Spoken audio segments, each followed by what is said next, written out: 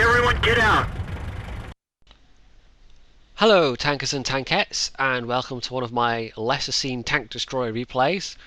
And I guess they're lesser seen for the reason that I don't play tank destroyers all that much, but here is one of them. I'm actually platooned up with Circon, who's in the Panther, and Foch is in the T-29, and I'm in the 87, which is British Tier 7 tank destroyer, and it's a pretty nice machine. I think of all the ones I've played, and I have the AT-15 unlocked, but you know, I've played against AT-15s and tortoises. I knew the name would come to me. And I think the AT-15 is kind of in a sweet spot in terms of its armour and its gun. Once you get to the Tier 8 and the Tier 9, the armour's, I think, worth a lot less. But they've all got fairly similar-ish playstyles. Anyway, I'm in free camera mode for some reason. There we go. That's better. So it's Westfield. It's just normal battle mode, and obviously Circon being in the medium, it's put him all the way down near the spawn point. So I'm just looking to. It's like that. Me and that T-34. It's like when you're on the street or you're, you know, gesturing for someone to go through a door, and they're gesturing for you to go through the door, and you're just trying to out-polite each other. I think that's what was happening there, but I was clearly the less polite person. So I don't want to take the initiative here because we're not top tier, and the nature of this tank means that people see your weak spot coming over the hill before they see, you know, before the rest of you gets over the hill.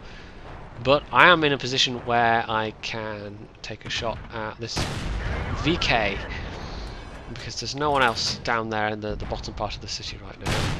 Unfortunately, that second one missed. But this is what you really want to be doing with the 87, just keeping your enemies at a distance. And it's the same with any armoured tank. You make it harder for them to hit your weak spots. You can't really get in their face in the same way that you could with a more mobile machine, I guess. This thing is big and slow, and there's a slight risk driving down there, but I didn't. You know, there was maybe a small window when they could have shot me, but I don't know. Actually, I can't remember if this crew has a sixth sense or not, but I don't know if I actually got spotted. I'll assume that I will, and I just got lucky. The valley is, yeah, there's a pair of mediums and a pair of lights, so my purpose coming down here is twofold. I'm going to support Circon and get a bit more damage against this guy, obviously, but I'm also going to support the valley and maybe get some fire down on those guys there. And I do, however, Foch was saying at this point that it looked like they were going to overrun the top corner, so I turn around and I'm actually going to fire back up on this side and, you know, protect my side. And I'm at a fair distance, so I'm reasonably sure any shots that hit me will... There's a fair chance they won't hit my weak spot, even if that's what they're aiming for. And that was a nice shot there. That was into the weak spot of the ARL, who is similarly afflicted, there's the word, afflicted by having a great big honking weak spot on the top of his tank. But the whole of the ARL V39 is a weak spot, frankly. So that looks... I mean, the KV5's turned around, the T-34's there, Circon and the I-3 and the I-6 are all taking care of business, so I'm turning my attention back to the valley because, yeah, it's not going so well. They've got a Type 59, Super Pershing, and some other stuff. And our remaining... well, there's still 3 of the 4 that were there, but they're pretty hard pressed. So this is what this gun excels at, is just pounding someone over and over. And the alpha's not amazing, but you can just hit them over and over. I kind of flubbed that shot though, that was pretty bad. Now our ELC's just making a run for it. No, that was hard to see to lead that shot where he was going because of the foliage in the way. I don't know why I switched targets when I should have been concentrating on the Type. There was a slight mistake. When I'm back on the Type, hopefully that one actually went in. The only risk now is the Super Pershing shooting me in the side. And can I... Yep, there we go, that's one less. It was the tier 6 though, so it wasn't the one that was a threat. And there's that Super Pershing, so let's back up a little bit. That's not so good. I don't want to just get... there's one that bounced.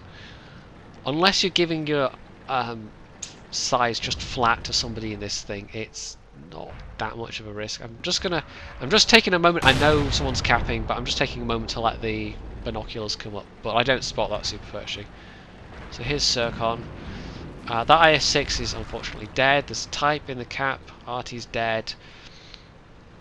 So Circon's going to go for it with that T-34-3, which might be a slightly risky proposition. Now, don't ask me what I'm doing here. I do not know. This was not particularly the best plan in the world.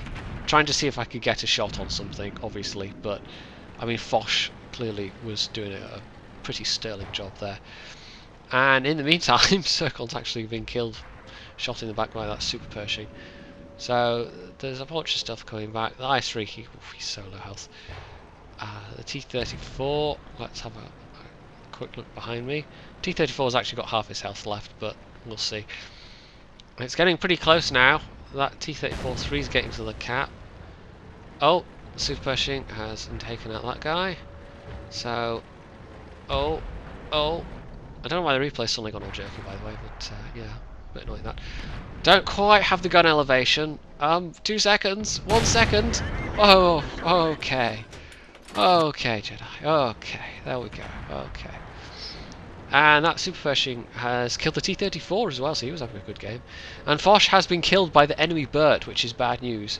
But the KV-5's got a decent amount of health left, so in theory he can do it, depending on how well he plays. Now, I'm in a bit of a tricky position here, because it's an enemy medium tank, and this thing does not turn so fast.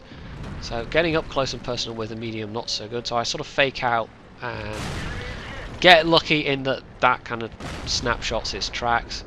He's obviously used his repair kit at some point already, and by the time I'm going to kill him before he can reload, basically. This thing is the DPM on this gun, it's pretty decent. So the KV-5 is doing okay up there. That 87 is very low health, as we can see. The enemy Burt is spotted, so I'm just gonna hang around down here. I'm not going to bother climbing the hill again because that would be pointless. I know where the super Pershing was.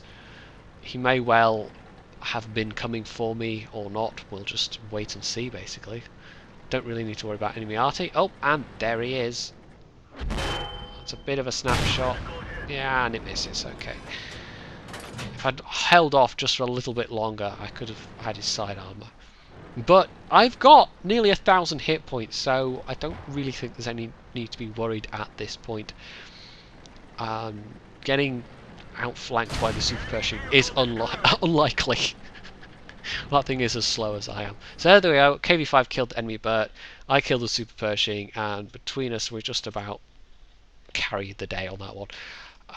So let's have a quick look at the scores. I got Defender Medal, only just. That was very, very close to disaster. Yeah, it was like 1 second to spare. Oh dear. Foch actually got the best score though, and he did a sterling job up in that corner. I think he got the best score. Well, he had, I think, some spotting damage or assistance damage on top of his actual kills and his actual damage.